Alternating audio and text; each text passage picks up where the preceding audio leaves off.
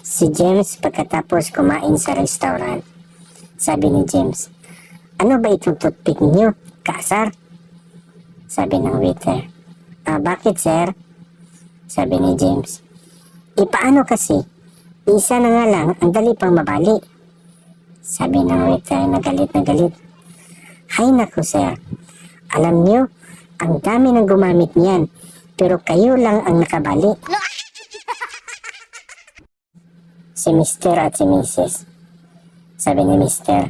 "Han, bakit sa tuwing nagagalit ako, hindi ka nagagalit? Paano mo nakakontrol ang galit mo?"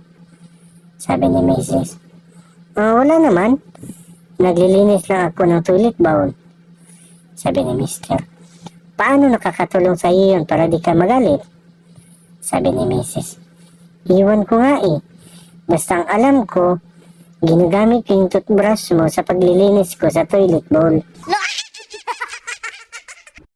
Si Madam nagsumbong kay Yaya. Sabi ni Madam, "Inday, halika nga dito, may sasabihin ako sa iyo." Sabi ni Inday, "Ano po yun, Madam?"